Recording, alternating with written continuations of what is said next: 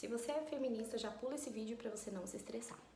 Eu acabei de ver um vídeo de uma feminista, óbvio, falando sobre casamentos infelizes, né, que as mulheres têm vivido e que cada vez mais delas procuram e precisam de ajuda terapêutica, falando sobre as violências que as mulheres sofrem e mais um monte de coisa. E, gente, eu não tô aqui pra falar das mulheres que sofrem violência doméstica, pras mulheres que sofrem algum tipo de agressão. Não é com essas mulheres que eu quero falar. Mas eu quero falar com você que é cristã e que tem se tornado feminista por tanta coisa que você tem visto na internet. E eu só vou falar porque eu sinto que hoje eu tenho lugar de fala nesse meio, tá? Eu sou casada há 7 anos, faço em maio, que nós oficializamos a nossa relação. Mas nós vivemos junto, dentro do mesmo teto, há 9 anos e no total de 10 anos juntos.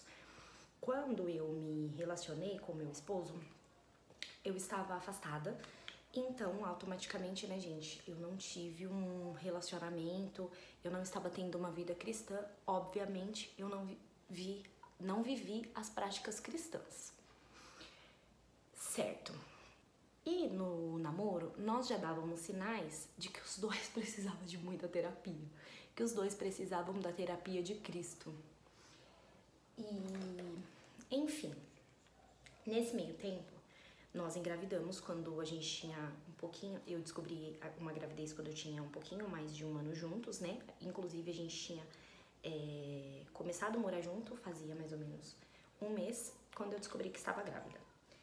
E, gente, descobrir que estava grávida foi bem difícil. Por tudo, né? A gente já não vivia um relacionamento saudável e um filho muda muito, né? Enfim, nós fomos vivendo, a gente vivia um relacionamento bem conturbado. E no ano de 2015, nós perdemos o nosso primeiro filho. Ele nasceu e não sobreviveu. Eu tive trombofilia na época, enfim. Esse testemunho fica para outra história. Quero falar sobre casamento. E, gente, durante muitos anos nós vivemos essa relação até então, né, bem infeliz, com muitas brigas, onde a gente sentia muita vergonha. A gente era conhecido como o casal que brigava em qualquer lugar. E vivemos assim durante anos. Depois eu terminei com ele uma época. E no ano de 2016, foi o ano que nós terminamos. E no finzinho de 2016, Deus começou a falar que Ele iria colocar uma pessoa muito boa na minha vida. Ele começou a falar, não, Ele falou através de uma pessoa. E aí eu pensei, mas eu não tô querendo ninguém. Aí ela falou assim, mas Deus tá mandando falar que quando Ele muda uma pessoa, quando Ele traz uma pessoa mudada, ela é uma nova pessoa. E aí eu falei, eu não quero Ele de volta. Mas Deus foi falando e eu decidi obedecer. Nós voltamos no finzinho de 2016, no aniversário dele em dezembro, e decidimos já oficializar a relação, já que nós já estávamos indo para a igreja e a gente precisava muito disso. Casamos em 2017, nosso casamento foi um milagre, financeiramente falando, Deus preparou tudo assim, tudo mesmo, e foi uma bênção. E as coisas começaram a mudar. Na verdade, o meu marido, ele voltou pra mim, de fato, um novo homem. Só que eu não estava mudada, porque eu orava muito pela mudança dele e eu não buscava ajuda, eu não buscava melhora, eu não tinha, de fato, uma mudança. E a gente foi vivendo durante muitos anos, nós tivemos filho, né, e eu sempre escutei falar de pessoas mais velhas que o começo do casamento era um mar de rosa, era o período de lua de mel. E, gente, eu cheguei à conclusão, até conversando com outras mulheres da minha idade parecida, de que isso não é uma verdade de fato. O começo do casamento é o mais difícil, porque você tá ajustando muitas coisas. E quem nunca ouviu aquela frase, casamento não nasce pronto, ele se constrói? Pois bem, eu vivi isso na pele. Veio então, nós tivemos um filho, o nosso milagre, chamado Samuel, em 2019. Em 2020 veio a pandemia. Meu marido estava num emprego que ele quase não conseguia ficar em casa. Eu fui deixando um pouco de ir para a igreja e as coisas começaram a ficar piores. as coisas que estavam se ajustando começaram a bagunçar tudo de novo. E nesse meio tempo, eu comecei a mudar muito meu pensamento sobre o casamento. Eu tive crise de ansiedade e foi um período muito difícil, sabe? Onde nós vivemos, mais especificamente eu vivi. Só que meu marido, ele não sabia que eu estava tendo crises de ansiedade.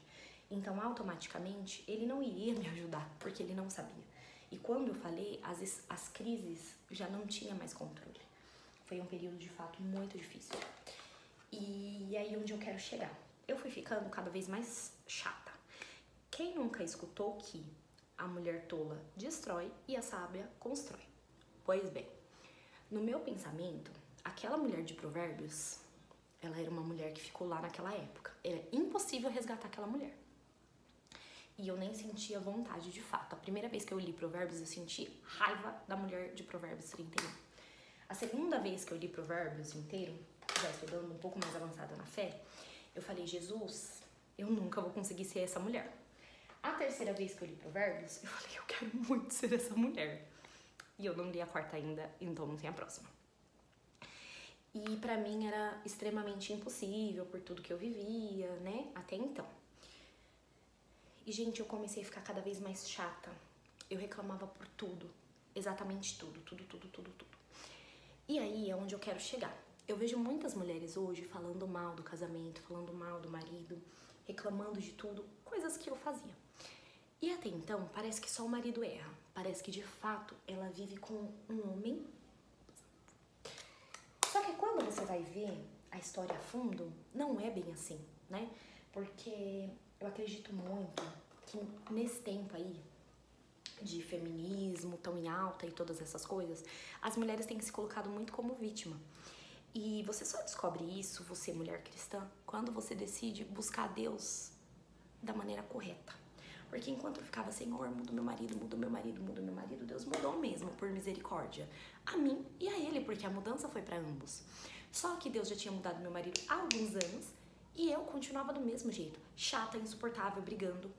Só que teve um dia que no meio dessas orações, que eu ficava, muda meu marido, o Espírito Santo me lembrou que ele já tinha mudado meu marido. E daí, o Espírito Santo me trouxe a memória de que eu nunca tinha orado por mudança. Eu só falava assim, Deus, muda meu marido e que eu continue sendo uma boa esposa, porque na minha cabeça eu era uma boa esposa. Pois bem, gente, continuei fazendo essa oração durante anos e nada se resolvia. E quando veio a pandemia, nesse dia que o Senhor me lembrou disso, o Senhor falou, eu já mudei o seu marido. Na verdade, quem não mudou ainda foi você, alecrim dourado. E eu falei, agora a conversa ficou mais séria. Agora a conversa ficou mais séria. Porque na minha cabeça, só eu era crente. Só eu buscava Deus. Por quê? Meu marido, na época, ele estava trabalhando, gente, numa adega, em um bar. E eu julguei muito, eu critiquei muito meu marido, nós brigamos muito. Gente, eu estava acabando com o meu casamento. E durante várias vezes nós brigamos muito. E eu lembro de um dia que eu ouvi o que nem uma mulher está preparada para escutar. Meu marido simplesmente disse que ele não tinha mais vontade de voltar para casa porque eu só brigava. E eu comecei a orar, falei, Espírito Santo, me ajuda. E quando você pede uma ajuda pro Espírito Santo, eu sinto muito em me informar, mas ele vai te ajudar.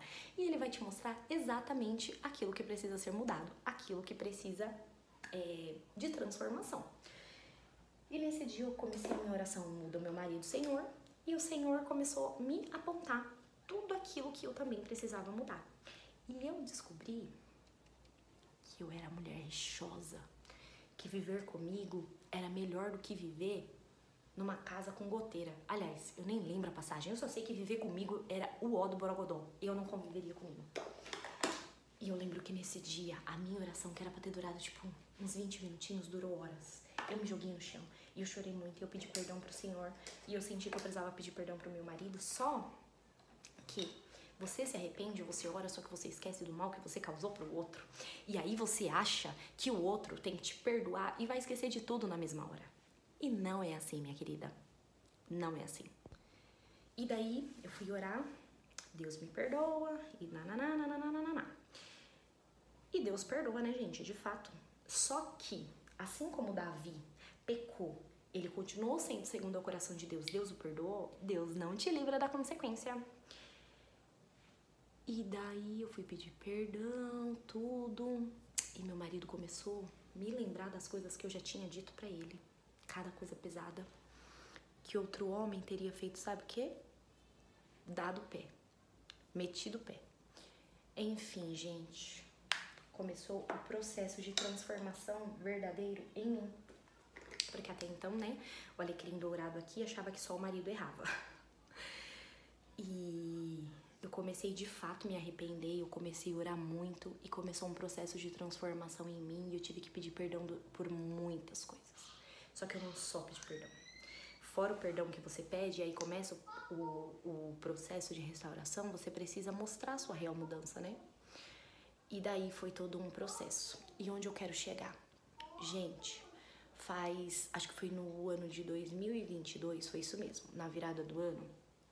Eu tava bem afastada, assim, da igreja, só que eu falei pra ele, né, que depois que tava começando o meu processo de cura, de libertação, eu precisava passar aquela virada na igreja. Na minha igreja tem o hábito, né, de ter a virada lá. E nós fomos. Gente, passei o ano inteiro sem ir pra igreja, mas nesse dia eu fui. E que bom que eu fui. Chegou lá, o Espírito Santo falou muito ao meu coração. Eu lembro que cantou aquele louvor que é contigo, é por ti. Ai, obrigado, Jesus! E nós chegamos em casa e nós começamos a conversar, falar de planos futuros, rever os planos que estavam por vir e falar do ano que passou. E nós tocamos em assuntos que nós precisávamos tocar. E naquele dia eu senti que de fato, assim, aconteceu algo muito poderoso. Porque eu lembro que eu tive coragem de falar coisas que eu nunca falei. Porque, gente, quando você magoa uma pessoa, a pessoa vai te magoar de volta. É como um mais um são dois, é o tal do bateu, levou, né? E eu lembro que eu sempre gostei muito de empreender. Eu sinto que eu fui chamada pra isso, tá, gente? Mesmo que ainda tô num processo bem dolorido. E incomodava muito meu marido eu começar e desistir. Porque ele sempre me apoiou em tudo que eu iria fazer, em tudo que eu iria, em tudo que eu ainda faço, né? E pense, ele ia lá, investia dinheiro, tempo, energia, e eu de repente não quero mais isso, e eu sempre mudando. E eu lembro que ele sempre falava assim pra mim, ai, você desiste de tudo. E eu comecei a ficar muito mal, sabe, de escutar aquilo. E eu fui ficando cada vez pior. E nesse dia não, né? Eu estava alguns dias antes orando e eu falei assim, Senhor, isso daí tá me deixando pior. E o Espírito Santo falou pra mim que era pra eu ter uma perspectiva diferente, que era natural o meu marido olhar como que eu era uma pessoa que só desistia. Porque eu nunca falei pra ele assim, ai, de fato, os reais motivos porque eu desisti. Um exemplo, eu tenho cursos de maquiagem e eu queria, na verdade eu não queria, as pessoas me pressionavam a ser maquiadora e eu me sentia pressionada e eu falei, é isso que eu devo fazer, mas eu nunca quis ser maquiadora, sabe? Eu fiz o curso porque eu amava maquiagem, porque eu amo me maquiar, mas eu nunca gostei de maquiar outras pessoas. Enfim, e eu nunca contei pra ele o real motivo de eu ter desistido, que foi por causa do nosso filho, não por causa do meu filho em si, né, gente?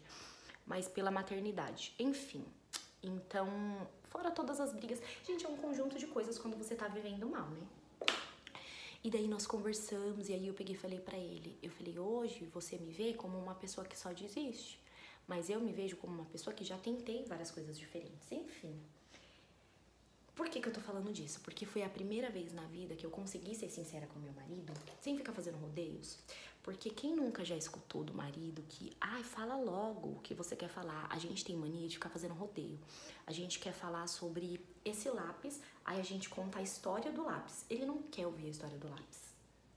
Enfim, e eu falei pra ele, pela primeira vez eu vou falar exatamente o que eu quero falar. E assim, você não precisa se preocupar se depois eu vou chegar com esse assunto pra brigar de novo sobre esse assunto, sendo que a gente já conversou, que isso era uma coisa que acontecia muito.